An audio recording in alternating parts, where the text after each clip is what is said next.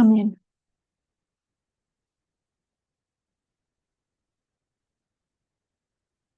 Okay.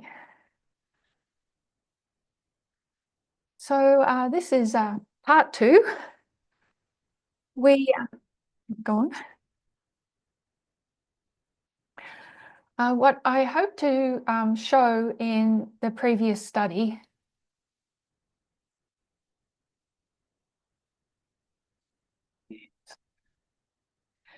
that God's plan for the government of Israel in the glorious land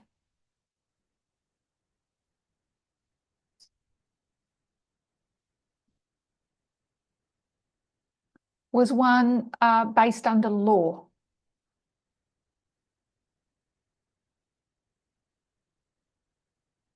And that law, if properly carried out,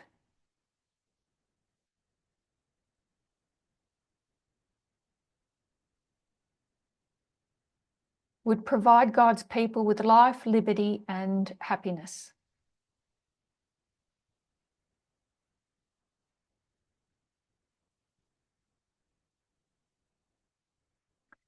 Every 7 days, they were to remember the equality that existed before sin.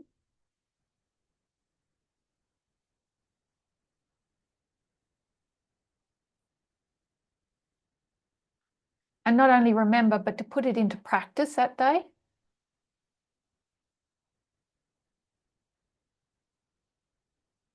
Every 7 years, slaves were to be set free.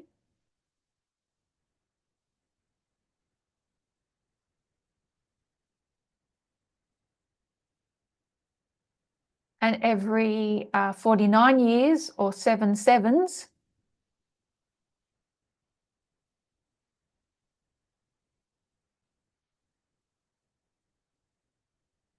the year of Jubilee would ensure that the rich didn't get richer and the poor got poorer.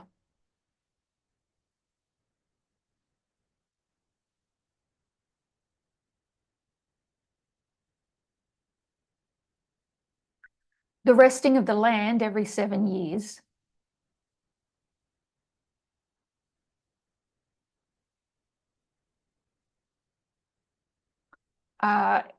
Made them good stewards of the land. It ensured that they'd be good stewards, good overseers of the country. Steward, overseer,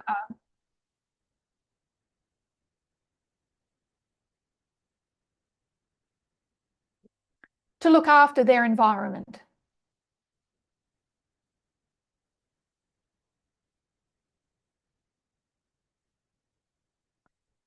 And that people would not lose their inheritance forever.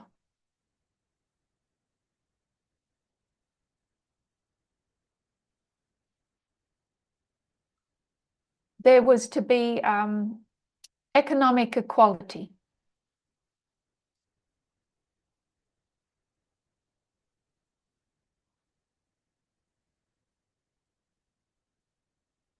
Nobody was to get rich at the expense of another.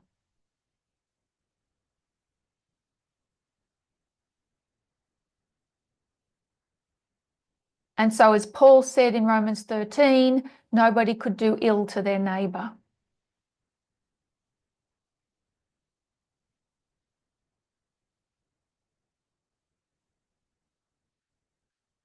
History tells us that these laws were never implemented.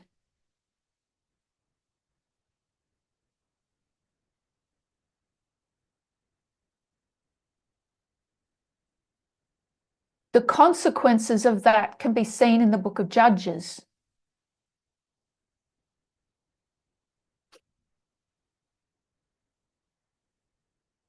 Where life just got harder.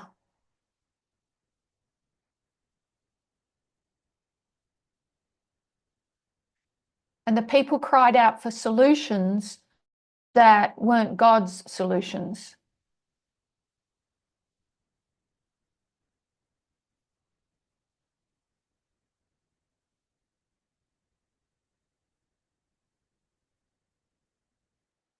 They thought other nations do things better than we do.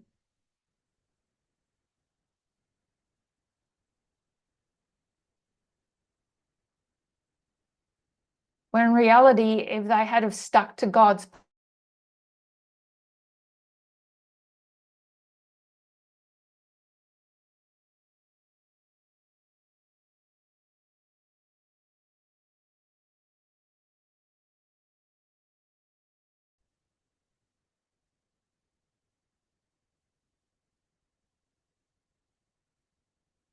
Oh, did you lose me? If they had have stuck to God's plan, they would have been far better off.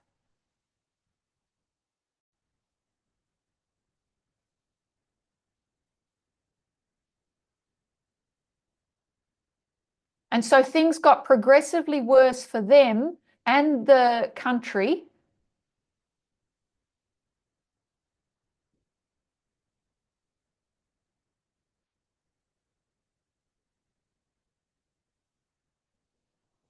Under the successive reigns of 3 kings.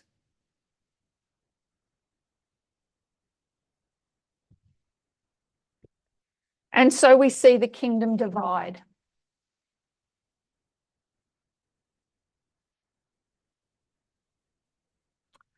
And we see the parallel kingdoms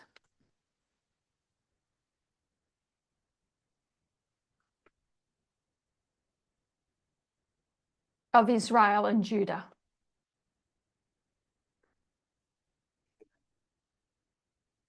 And while there was good reason to revolt,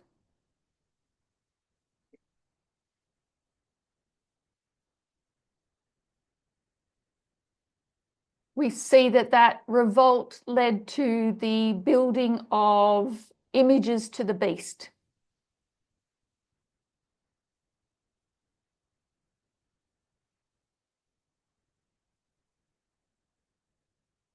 The golden calves of Dan and Bethel.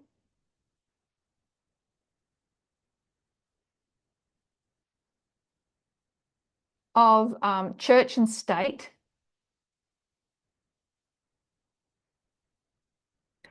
That tried to force people to worship a particular way.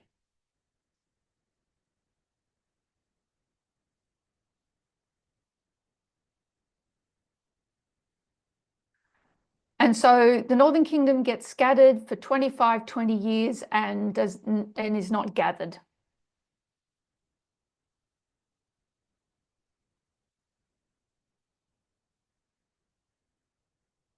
They are the lost tribes of Israel, or who we would call the Gentiles.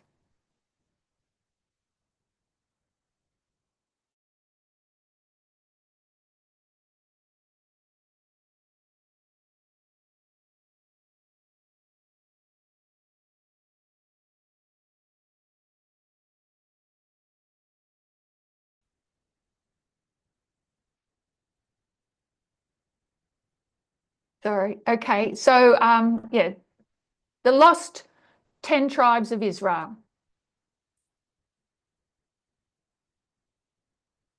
or the Gentiles. So our focus is on the Southern Kingdom.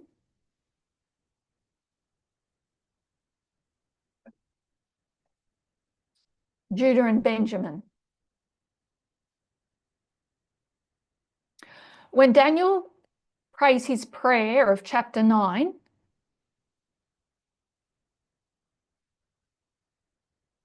and says, "We have sinned, we have done wickedly,"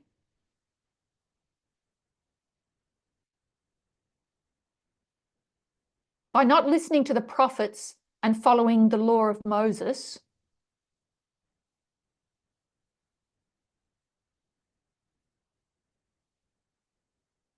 he's not talking about the 10 tribes.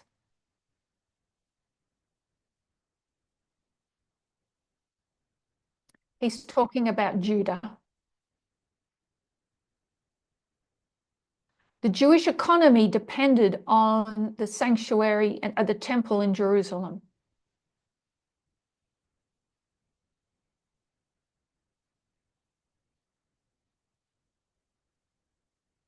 And this kingdom failed in its defending of that economy.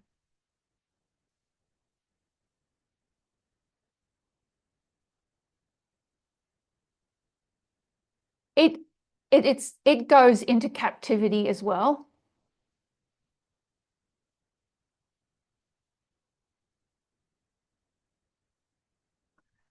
And the land of the city of Jerusalem is laid desolate for 70 years.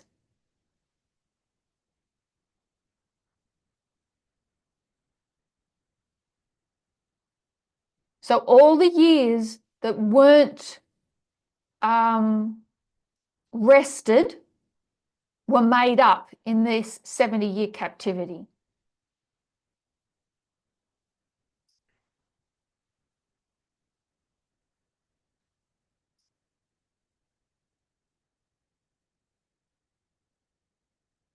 Jeremiah tells us that this was God's plan to restore the land.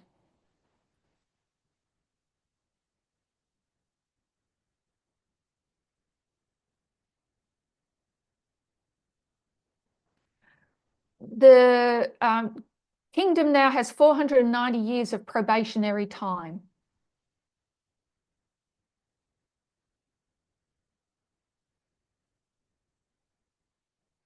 And they did attempt to keep the 7-year Sabbath during that time.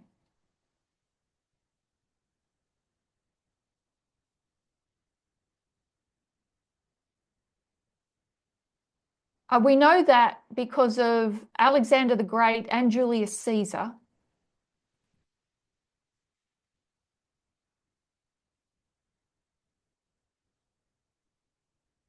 Because there were years that they didn't demand taxes from the people.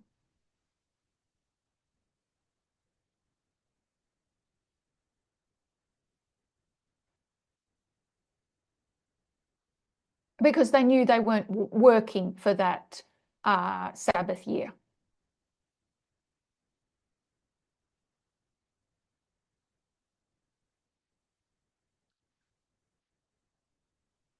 But the economy, the Jewish economy is corrupted regardless.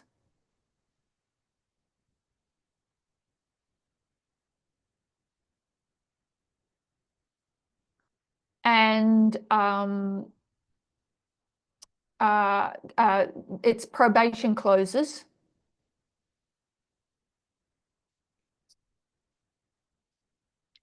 With the final result of the destruction of Jerusalem in 70 AD.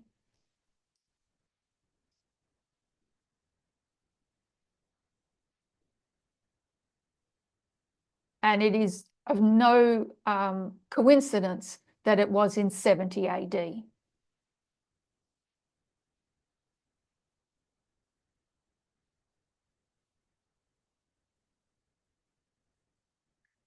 And so what we can do is compare the 6th and the 7th kingdom of Revelation chapter 17.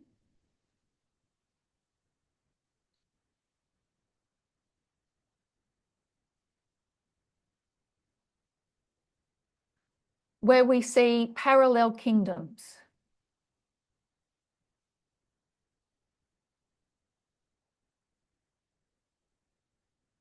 And that these kingdoms have been in tension, have had tension between them since 1798.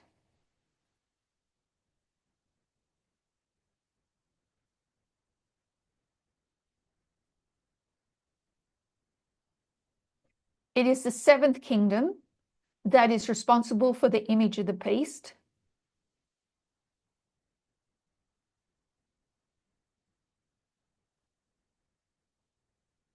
For the combination of church and state.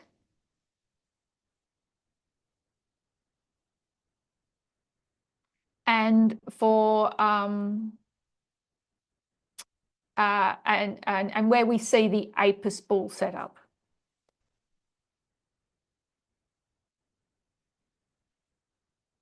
And yet the sixth kingdom is not able to restrain or learn the lessons of the seventh kingdom.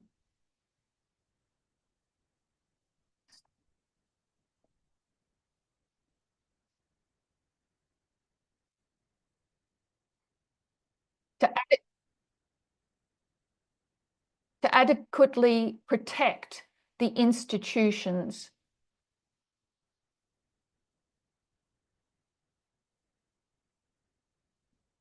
And so we can see the purpose of Babylon and Rome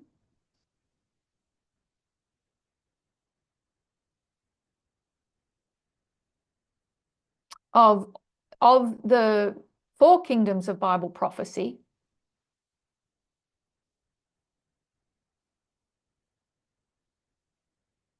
to provide that law, the needed law that will protect people.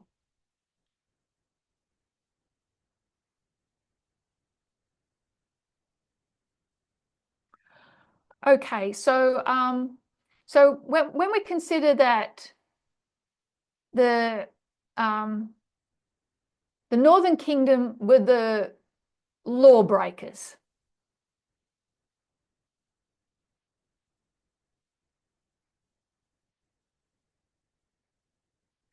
That I'd like to us to consider the election of 2024.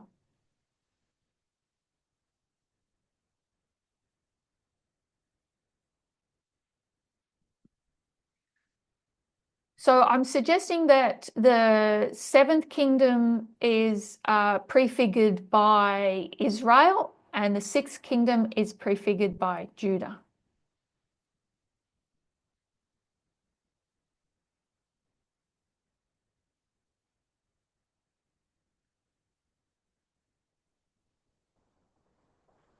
And as I said, it's Judah that can really protect the institutions, was meant to.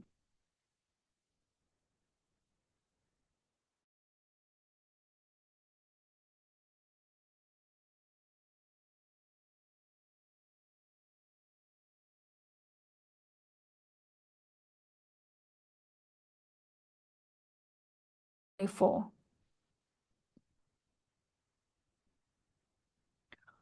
why a woman couldn't win the president.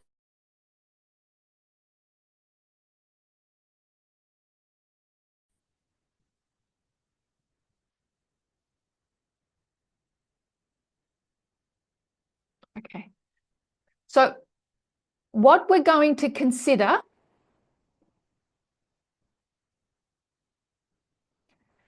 is why a woman couldn't win the election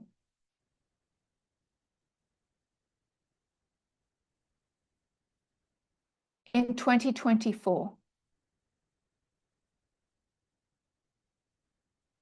So studies have been done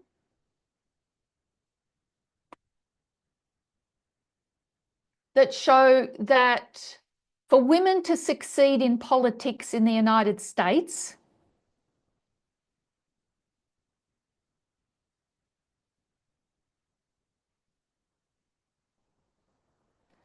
they do better if they're aligned with the institutions that follow the rules.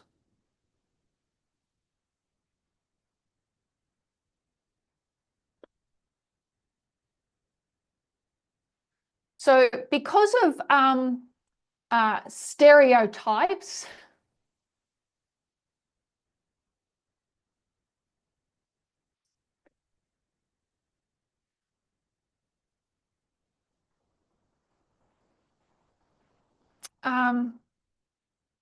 women are perceived as being nurturers,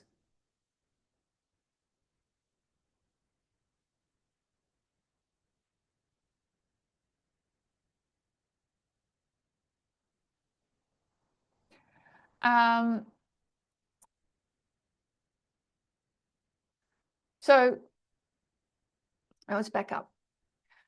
We know that there was misogyny connected with the 2024 election.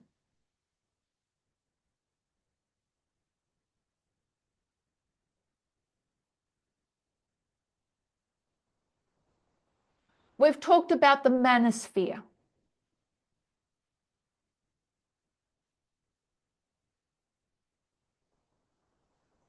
The testosterone loaded RNC.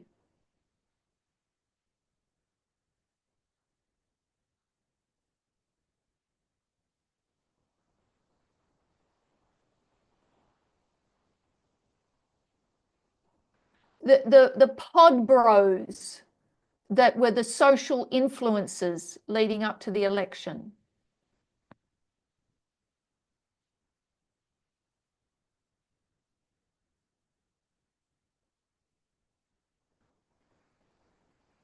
So there was uh, glaring misogyny to be seen.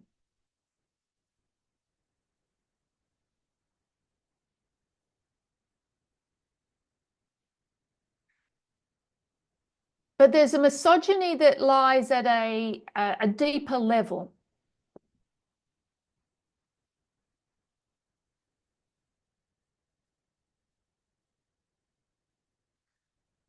So women historically and stereotypically are seen as caretakers and nurturers. Women, women stereotypically are seen as caretakers or nurturers. Look,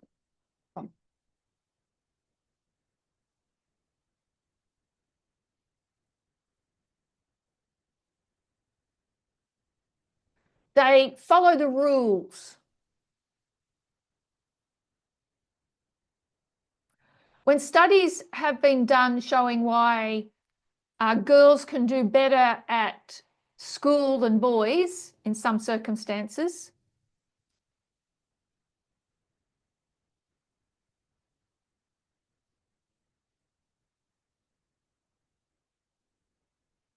it's because they tend to follow the rules.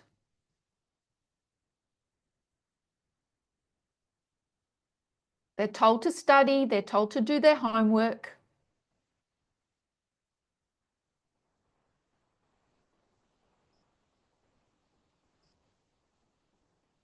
It's in because of uh, embedded culture.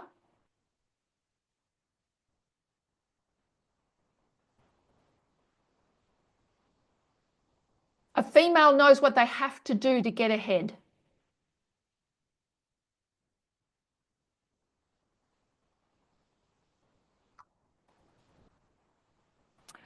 So it's too broad a brush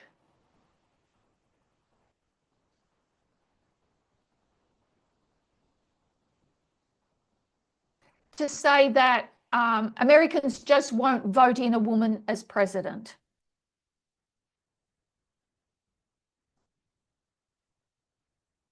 To say that American people won't vote for a woman president.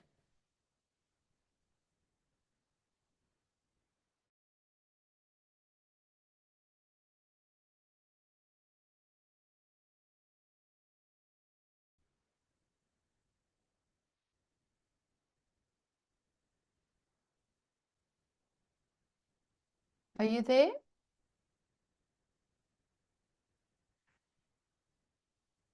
This misogyny isn't about just not liking women.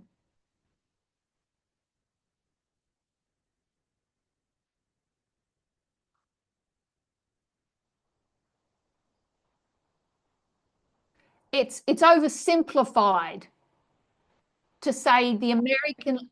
Go on.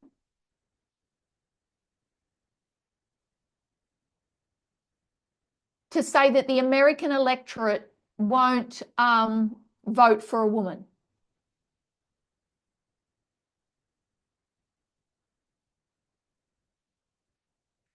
So studies have shown that for a woman to have political success,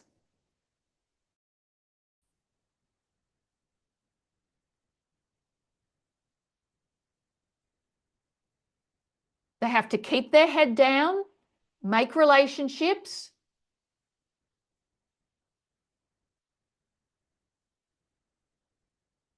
they have to do the hard work, and they have to work through institutionalist channels.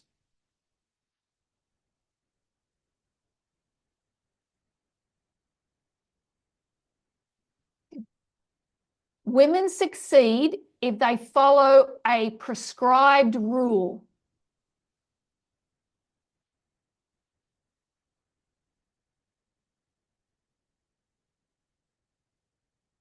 Like I said, in school, follow the rules, you'll get a good grade, and they do it.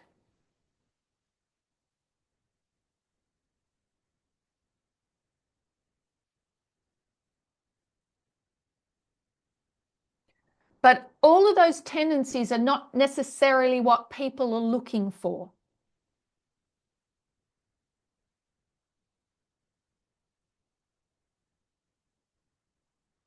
It's not what they're looking for in their politicians.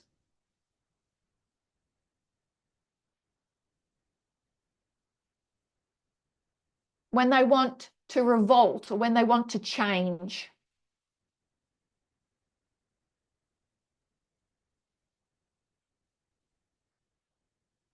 When they've come out of hardship, or when they want to come out of hardship,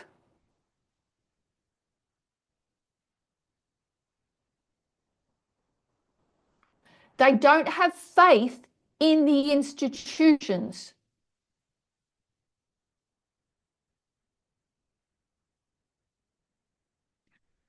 A woman might rise to the head of an institution.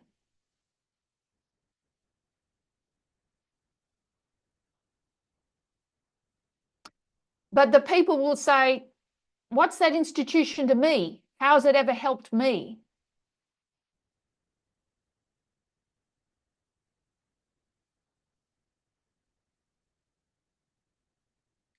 And so a person will come along who'll say, I'm going to do things differently.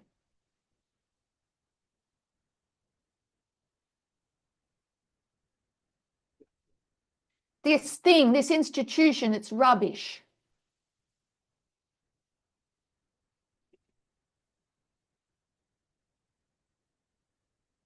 I'm the only one that's going to do things differently, like nobody else is doing.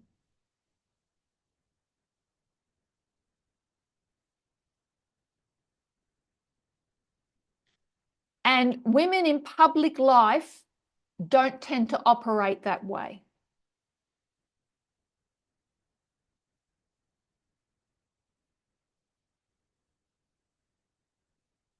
So there are several studies that suggest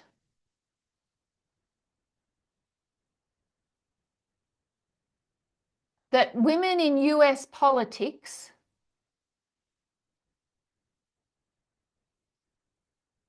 experience greater success when they're more aligned with political institutions.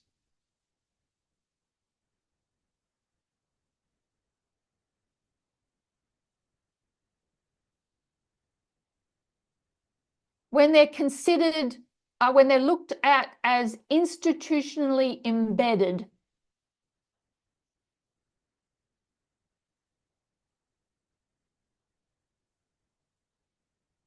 Or rule following.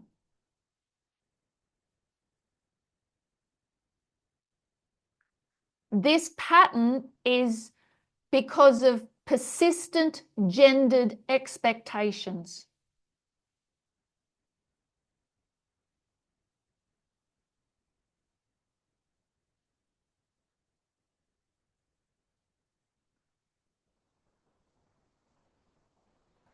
The stereotypes that persist in political environments.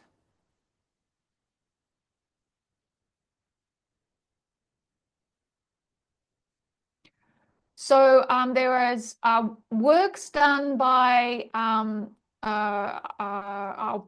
name is Kira Sanbomatsu. Um,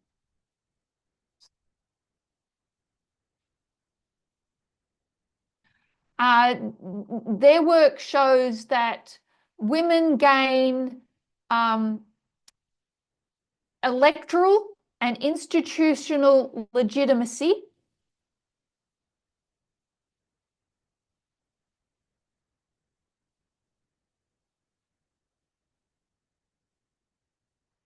by emphasizing their qualifications and experience.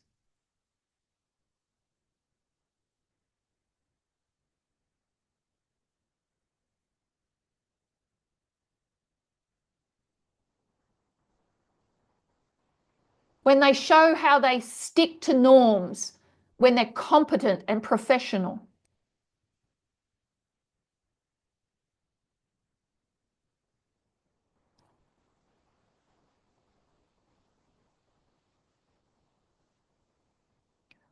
Women candidates are penalised more than men. Women candidates are penalised more than men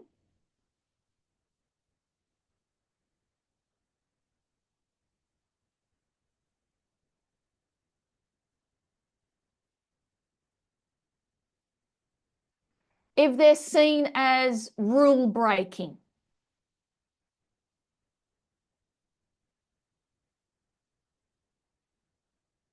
So aligning themselves with institutions becomes a strategic necessity.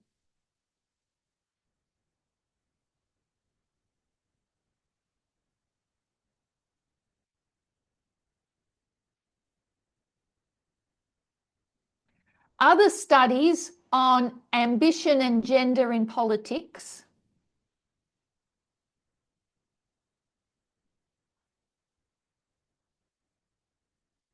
show that voters hold women to higher standards.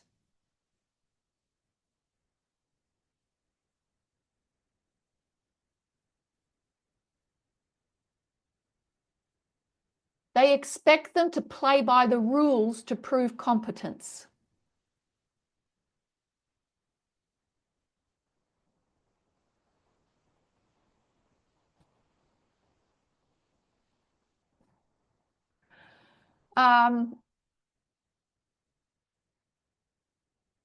Women candidates, they have to run a more disciplined and conventional campaign.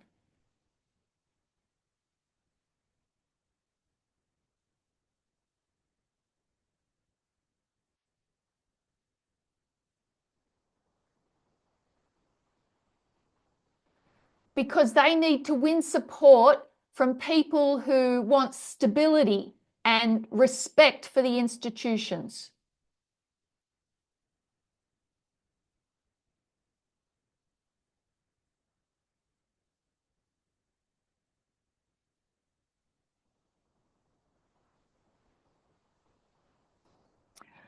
And so,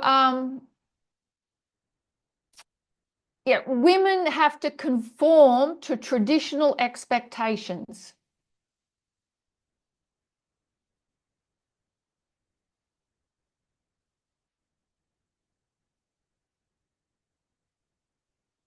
Or they're penalised by voters.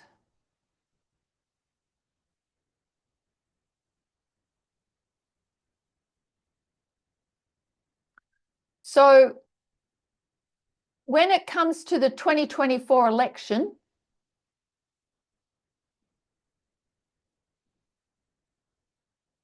and the people are rising up,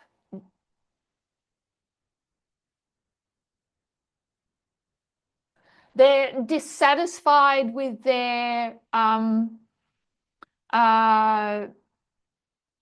with the cost of living.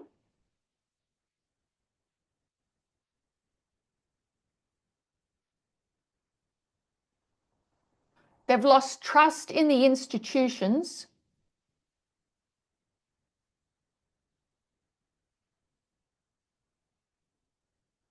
They're not going to vote for a woman who relies on those institutions to give her credibility.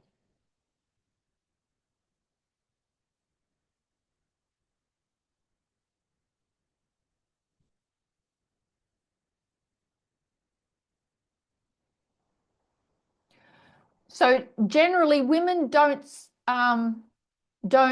uh, um, they don't start as outsiders in politics.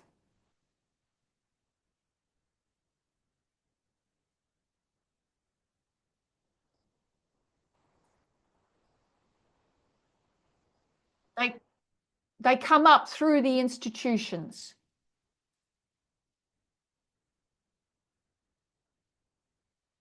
And so um, when you want uh, major change and disruption,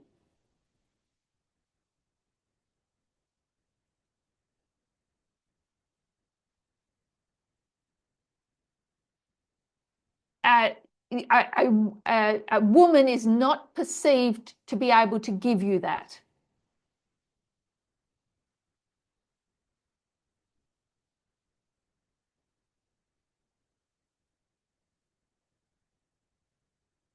It's a very uh, male, a disruptor is a very male position.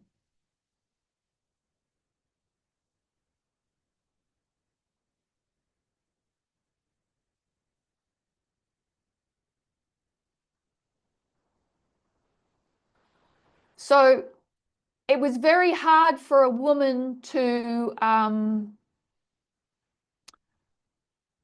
succeed in the 2024 election.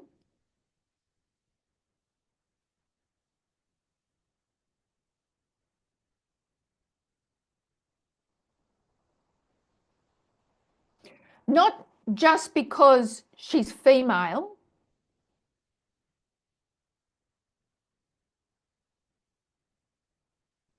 but more because she's Democrat.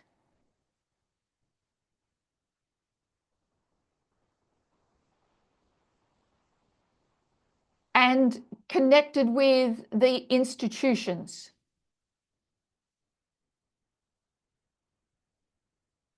And during the campaign, the Democrats were feminized.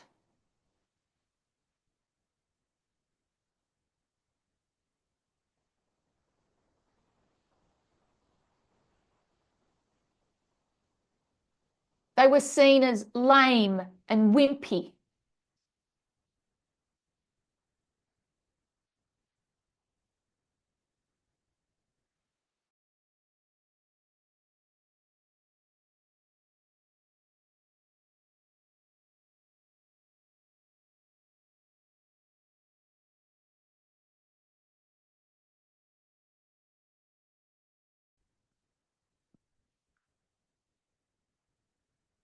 Sure. So that's the I guess the campaign strategy that the Republicans used against them.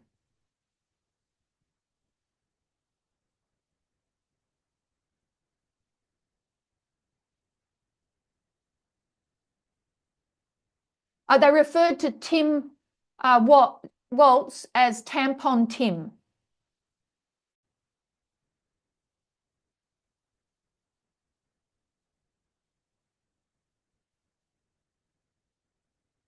Tampon Tim.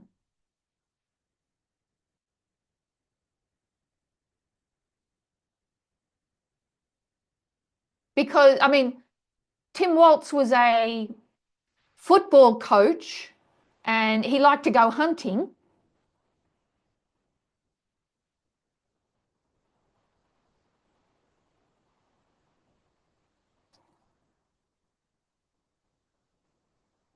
But he was ridiculed because he had put tampons in girls' bathrooms.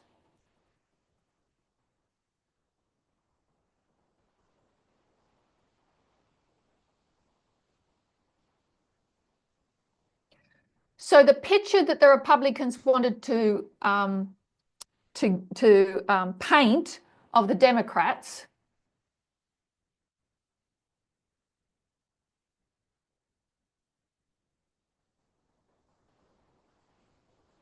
is that they were not capable of change.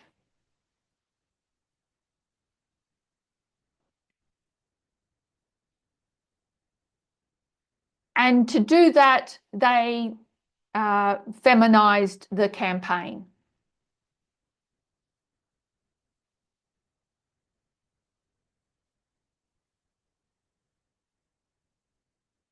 Within institutions, women are often tasked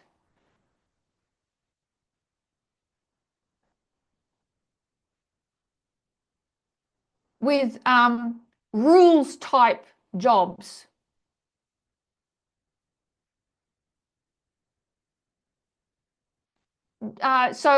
You'll see women in roles like HR, human resources.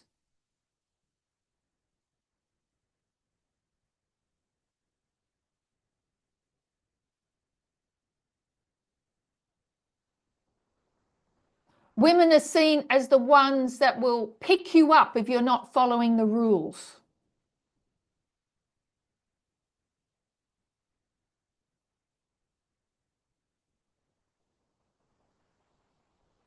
And so Kamala Harris just reminded these MAGA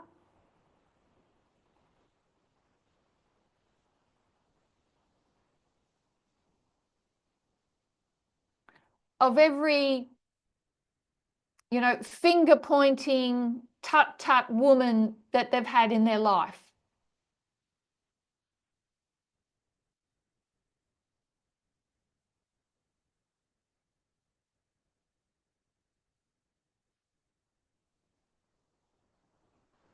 And the male rebel, like Trump or Jeroboam,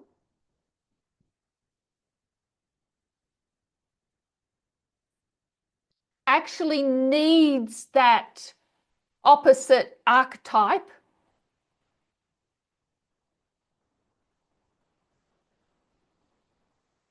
to give themselves credibility to win.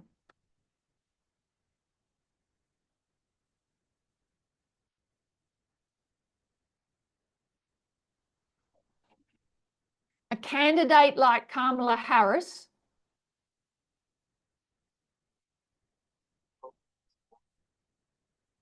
just reminded them of their mothers, of their teachers, of their HR managers.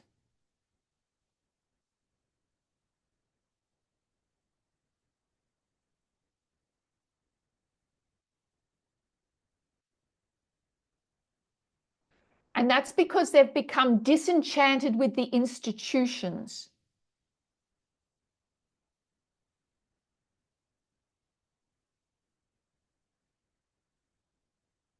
And the only way women can rise to these political heights is through the institutions.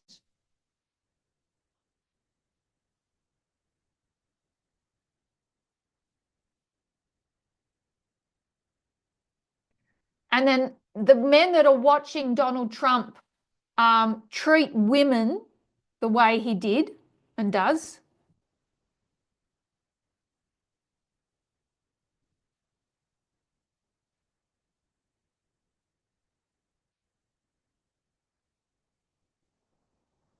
When he's on the campaign stage.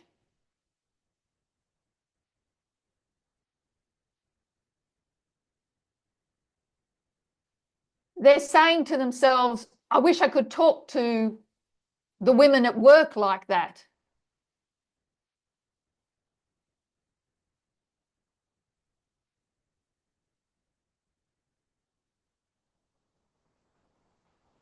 So it requires both of them for this fight.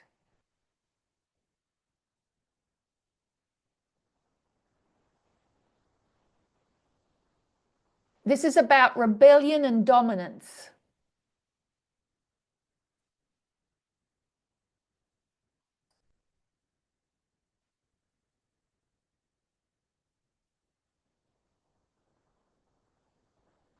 there's this kind of triumph of watching a woman who's been annoying you get their comeuppance.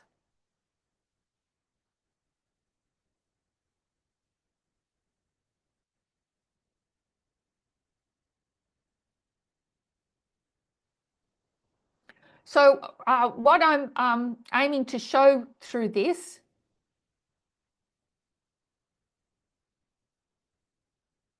is that the misogyny is more connected with the institutions.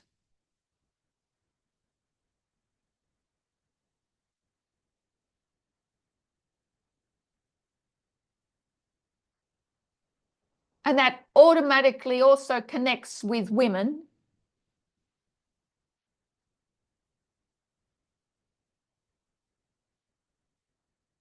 Because that's the only way a woman can rise or succeed.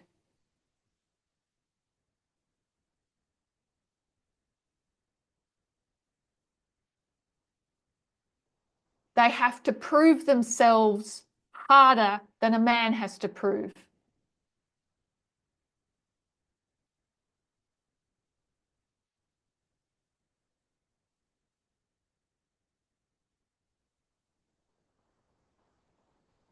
Which means they need to stick to the rules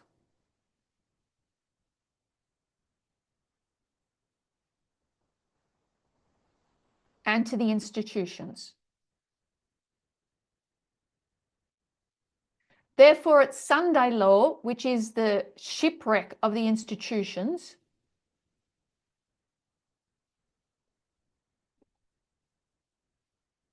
the shipwreck of the sixth kingdom. It's not possible that a woman could win that battle.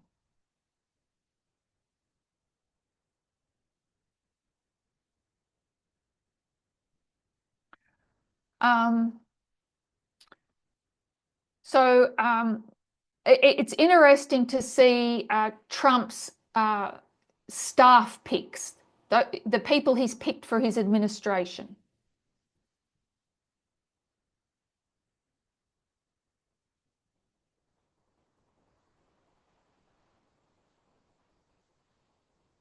They've all got some kind of history of sexism, sexual misconduct, sexual assault.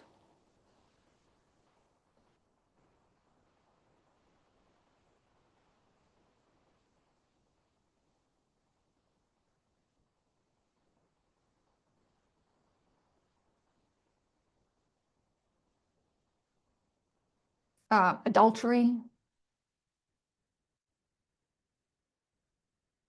Even the head of their education department is a woman.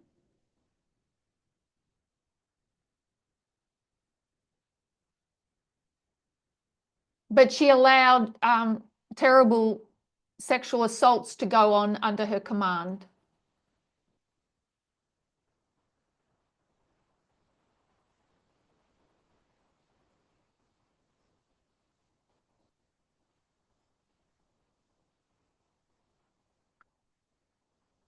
And if we note that the only convictions that Trump has as felonies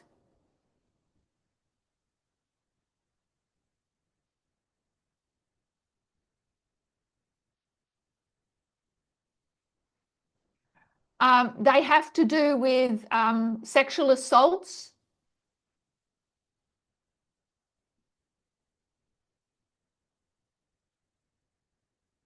with E. Jean Carroll,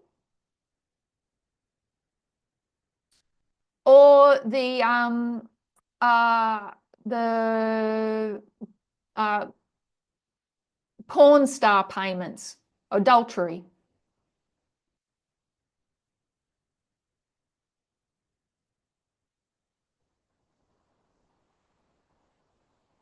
He has personally got into more trouble about these than trying to overturn an election.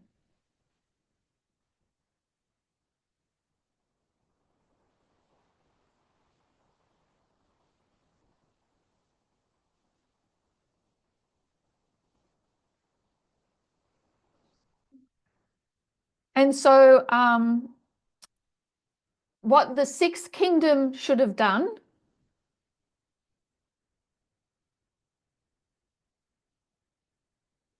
was put things in place to more things in place to protect and defend women.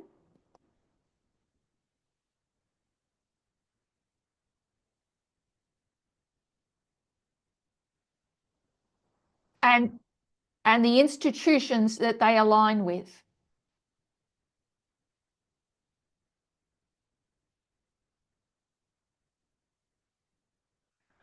So we know that misogyny it's not an unstoppable force.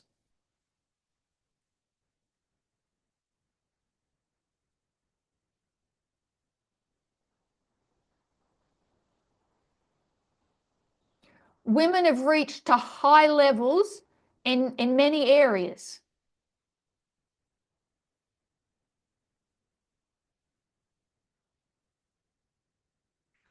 But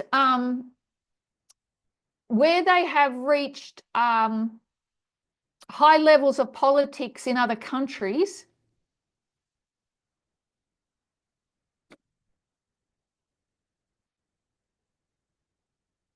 so groundbreaking women in other countries,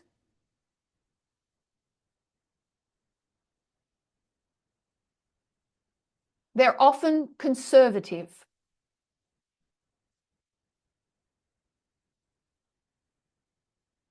Or they're connected with dynasties.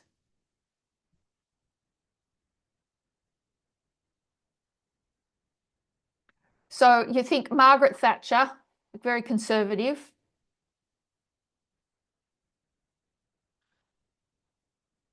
But there are others that have taken the place of their husbands or their fathers.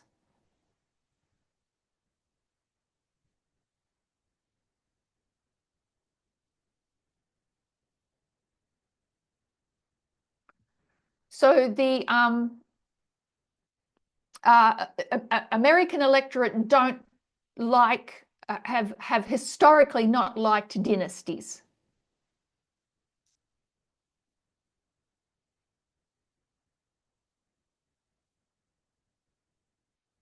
Even though Trump is building one for himself at the moment.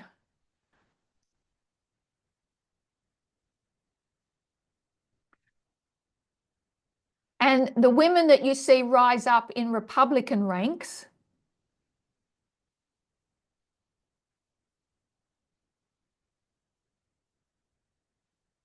can never get to as high a level as, say, Donald Trump.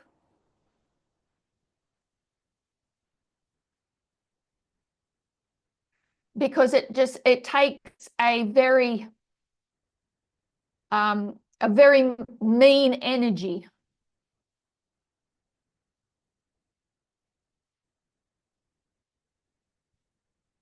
So the electorate reached a point in history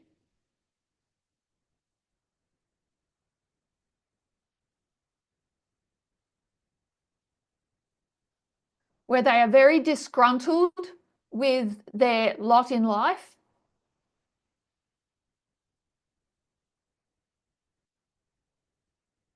where they want change,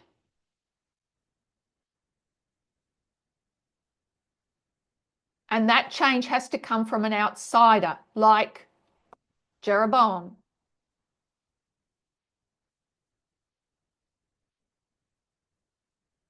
Not somebody from the institution like Rehoboam.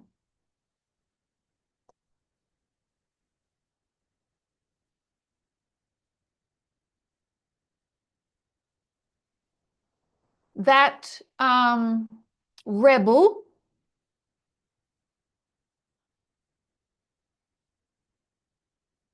is responsible for the Apis bull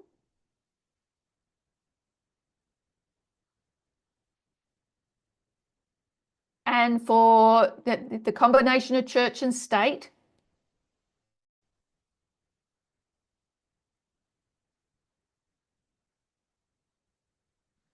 And it's not possible that a uh, a woman that is connected with the institutions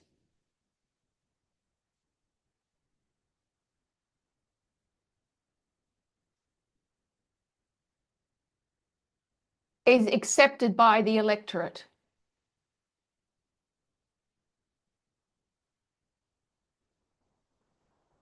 So it is misogyny, but it's broader than just woman hating.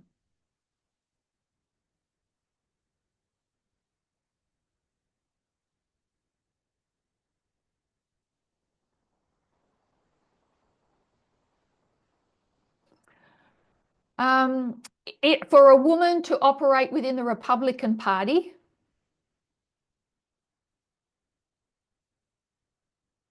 they have to have a certain type of aesthetic, a look.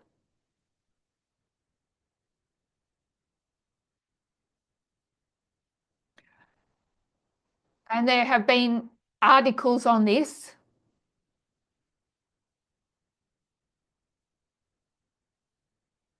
You'll notice that their hair and their makeup and their clothing are all similar.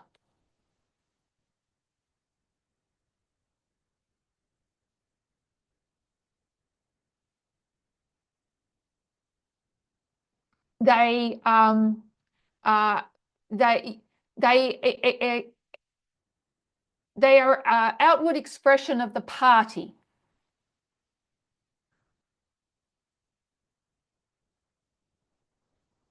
Dressed to impress men.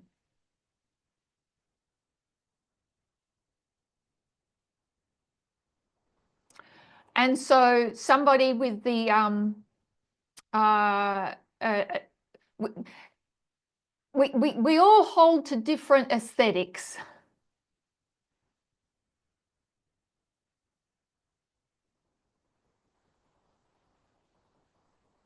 We have our favorite looks.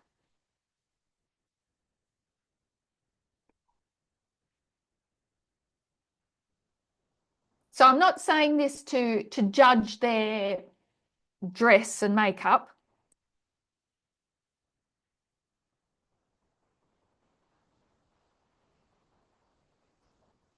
Only to note that it is a particular type of uniform.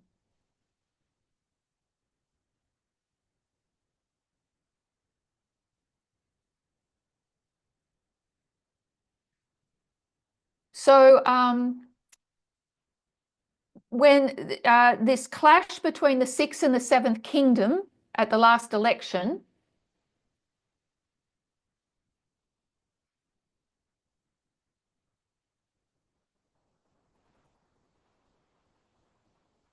could only result in the election of a male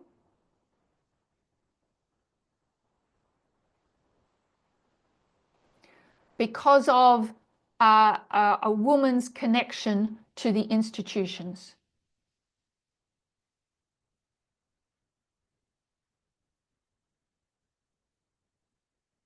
And that's why people like Liz Cheney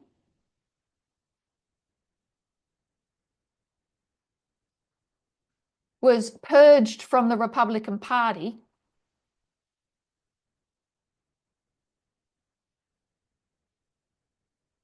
because she represented the establishment.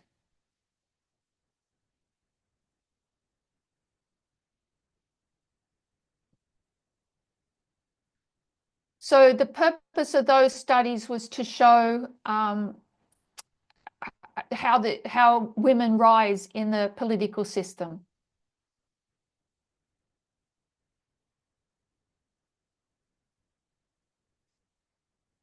How they win support from voters and donors.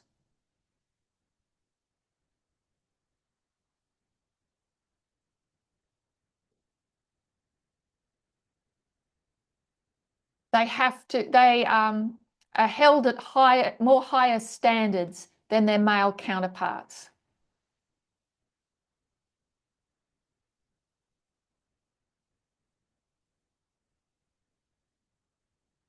Okay, so would that's the end of that study. Would you like to have a question Q&A?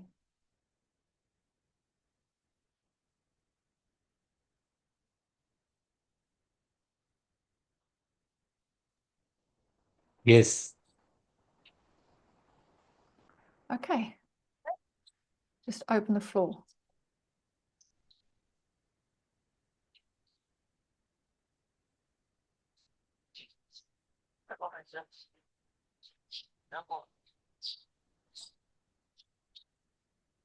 People can ask questions now.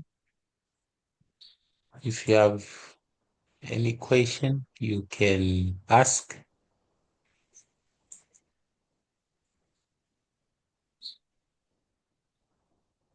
Elder Terry, is it the reason why uh, most revolutions they actually led by men, and also like populist movements?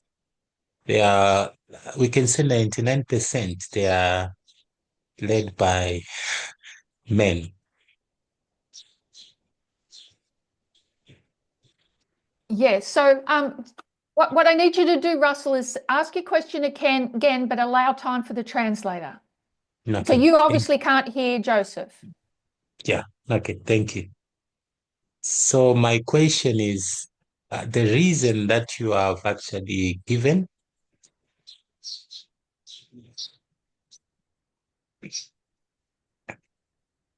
is it the same one why most revolutions, if not all, like populist movements, they are led by men?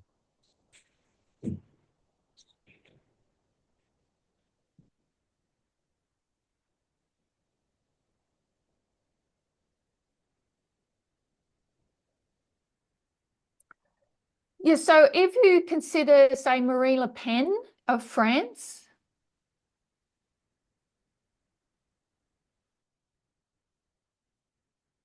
she's followed in the footsteps of her father.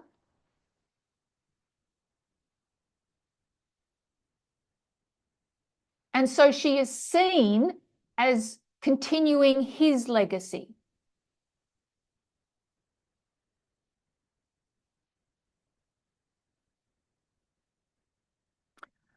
Eva Peron of Eva Peron, is that Argentina?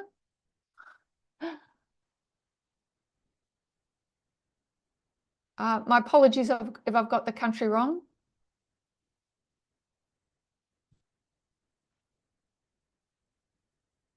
She replaced her father, her husband, sorry, her husband.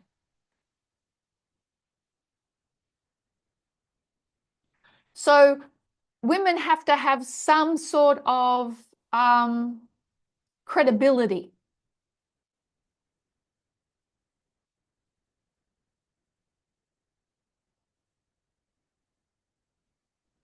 It can be seen in a spouse or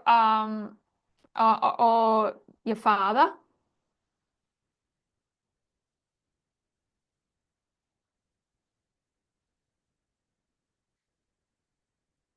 And there's some examples in Southeast Asia.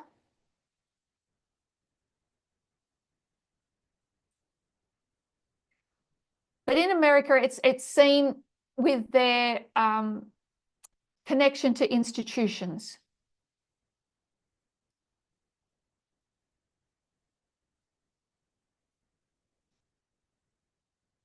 They are law keepers, not law breakers.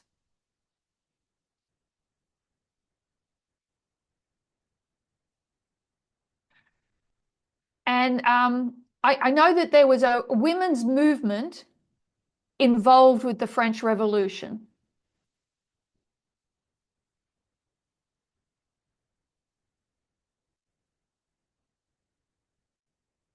But that they weren't the movers and shakers at a high level.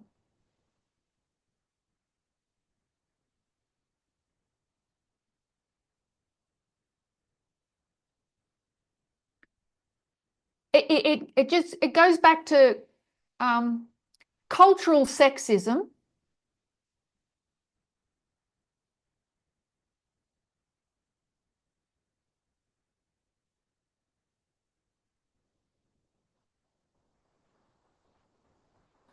that has resulted in a woman having to follow the rules to get anywhere.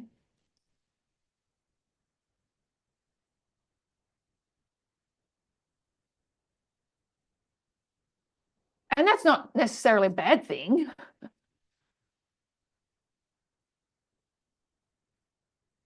Only except as there are others that don't.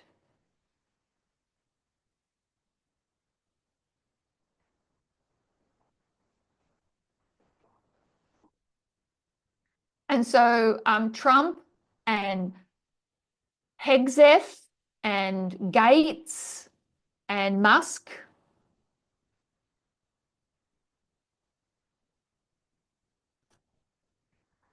can be and others that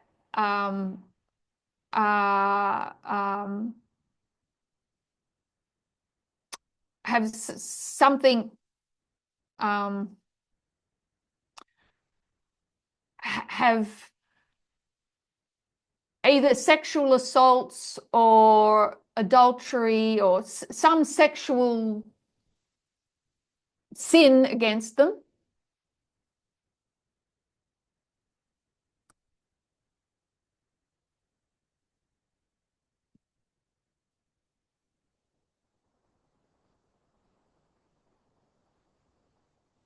And even Vance and Musk, who see women only as biological bodies.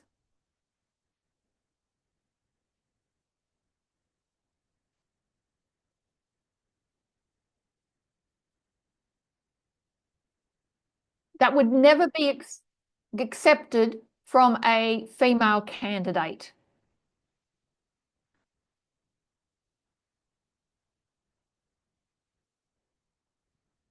Women have to operate at a much higher level.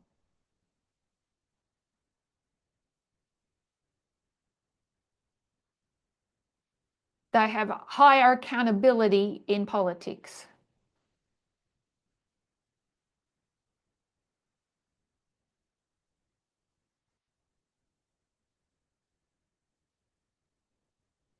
So I guess when we consider Daniel,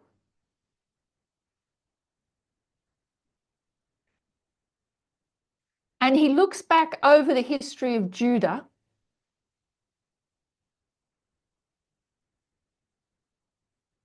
he's not confessing the sins of the northern kingdom.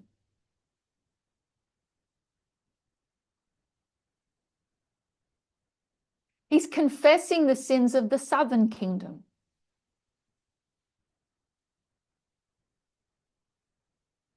The kingdom that was meant to protect and defend the Jewish economy.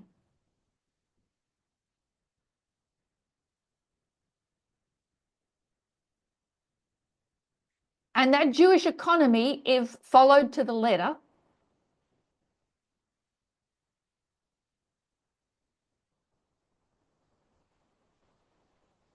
would have provided life, liberty, and happiness to its people.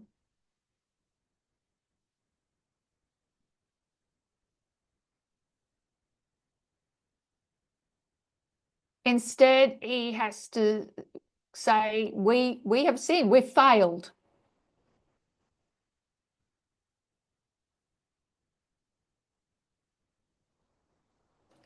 And that's the sin of the glorious land.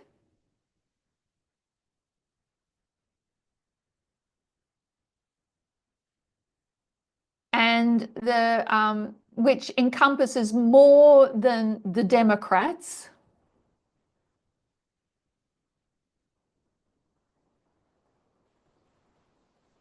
Because Seventh-day Adventist roots are from that southern kingdom.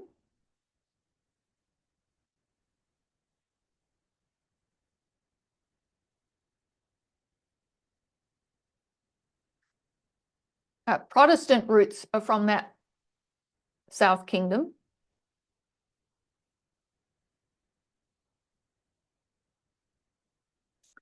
And the Sixth Kingdom has failed to do has followed in the steps of that Southern Kingdom and failed.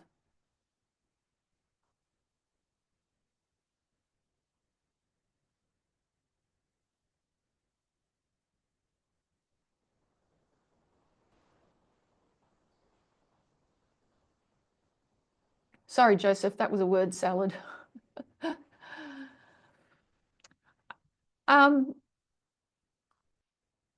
Russell, any further thoughts? Yeah, it makes sense. Yeah, for me, especially it explains the reason why it was impossible for a woman to win the elections. Stop. Go, Joseph.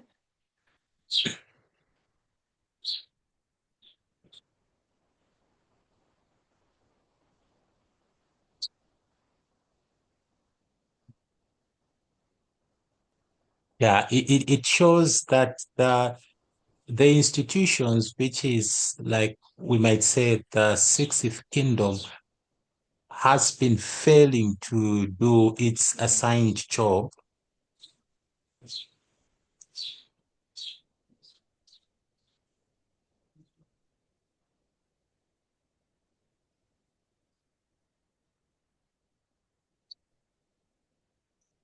And it reached a point where the people, uh, they realized that the Sixth Kingdom is not fulfilling its job and they wanted a change.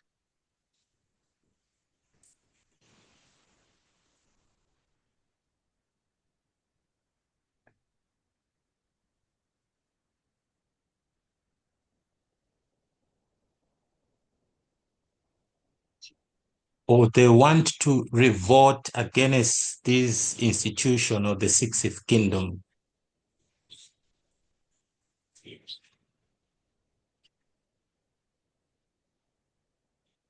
And that is where now, like a woman to be seen as someone who can bring that change by the people, it becomes impossible.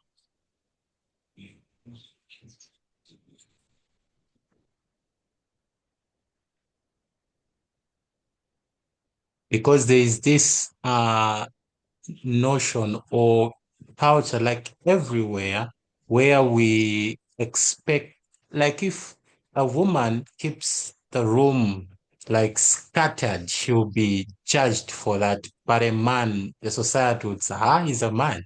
There's no problem.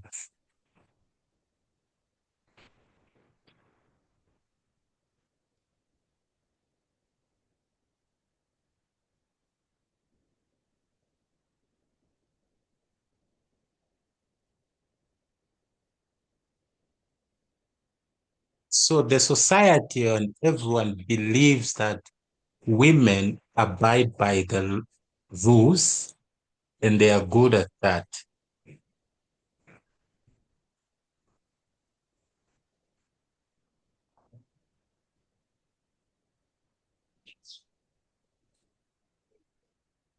And the desired change that we want doesn't need such a person. It needs someone who is willing to break the rules, to do things against these institutions.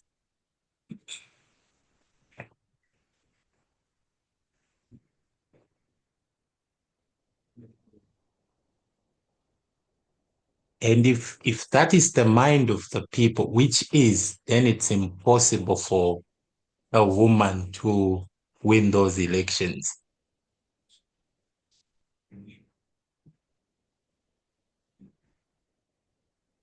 Yeah, I think it makes sense for me. And Yeah, it, Jehoiakim was able to sweep yeah, away 10 out of the yeah, 12 kingdom. yeah.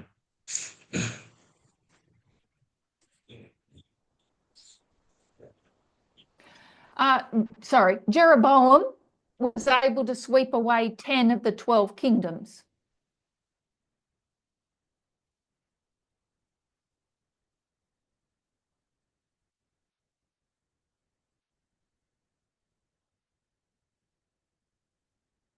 Oh, thank you, Russell. Is there anyone else?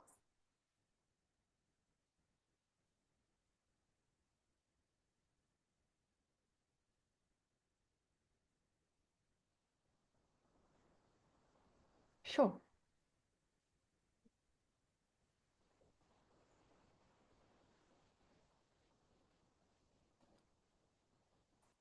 Hello, Elder Terry.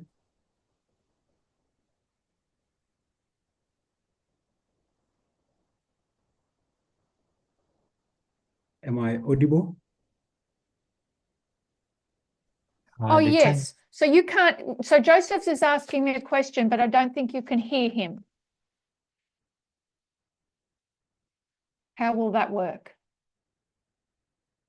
Okay, let me like remove him from the translation, then everyone can hear him. Okay, sure.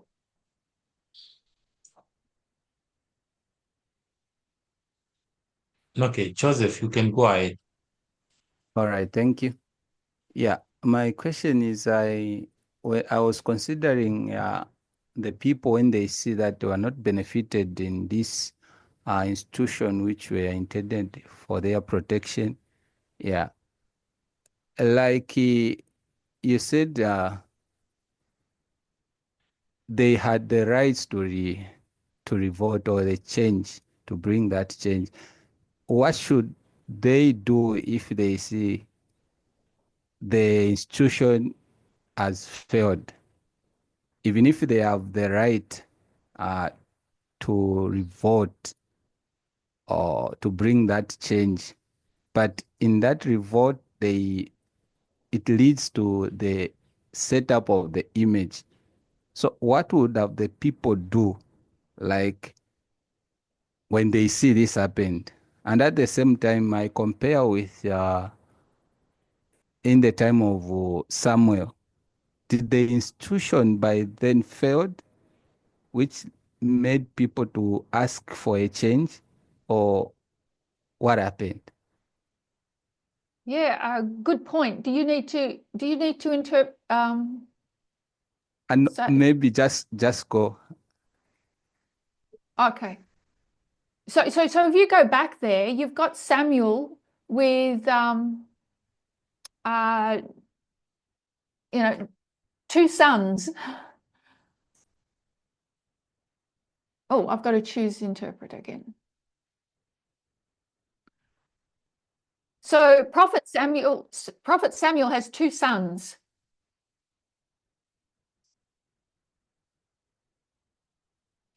And they're abusing the system.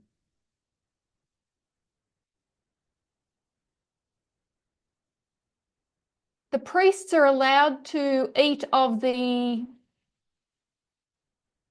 certain offerings.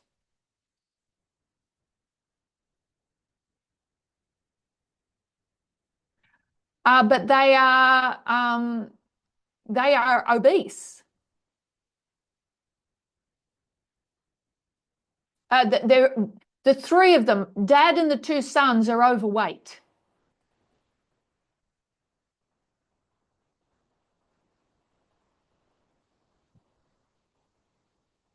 They've been taking advantage of the offering system.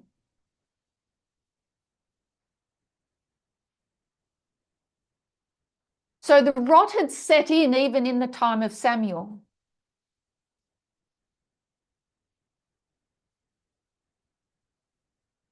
When they entered the glorious land, they were meant to drive out the inhabitants.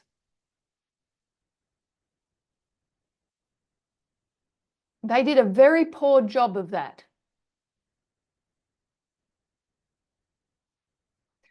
When the United States became a country,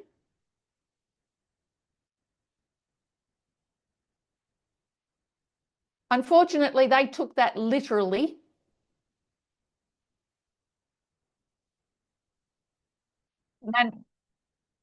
With manifest destiny.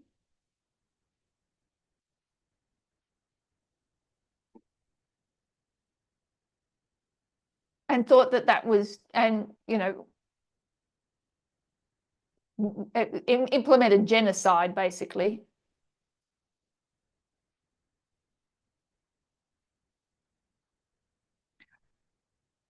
So what they were meant to do away with was the cultures and the philosophies of those nations.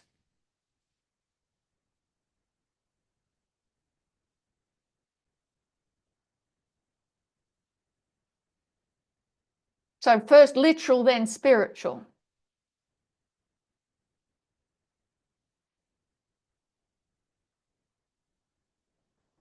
But during the time of the judges, they weren't, they didn't have the faith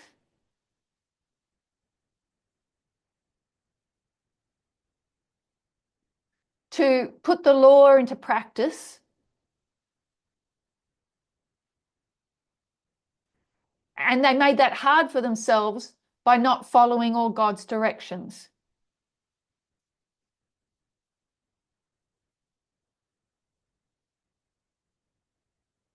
So this really, it was just a messy time period.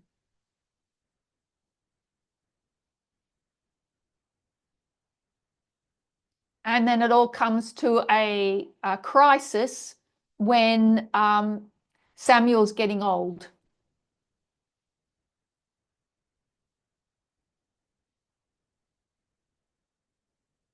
And the system just isn't working for the people.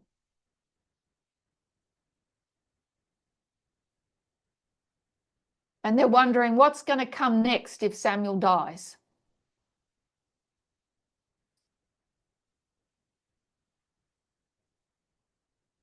But they don't recognize their role in bringing it to that crisis.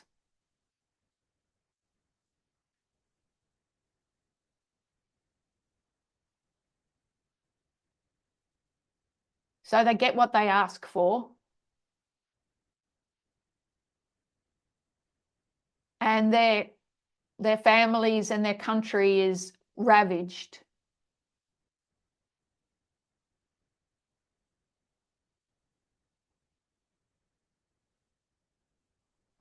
Everything goes to ends up going to Solomon to support his oligarchy.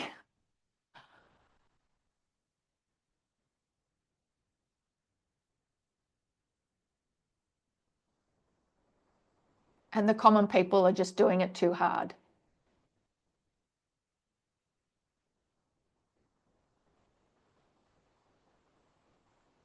But the rot started way back here, like you said. The directions were clear.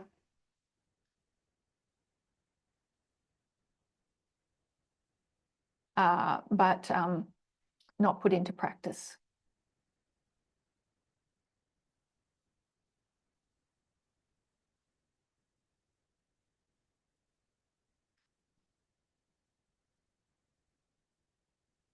Well, it's 9 o'clock here, so it's your end of worship.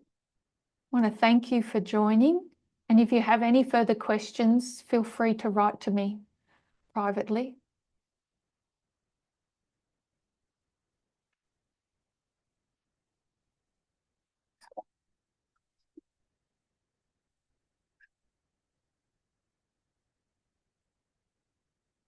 I'll close in prayer.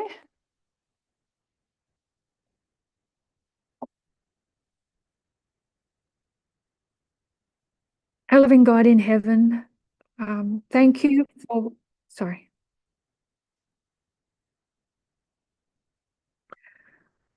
I thank you for the many truths that have been given this movement over our years-long history.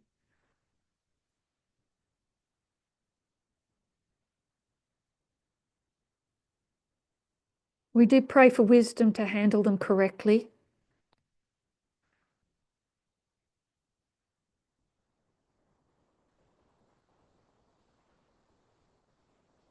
And that we might have more light on not only where we are, but what is required of us.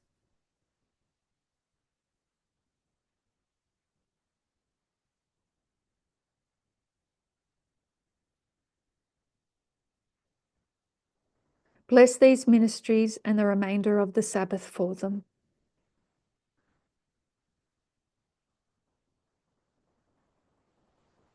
And by your grace, may we all meet on the sea of glass.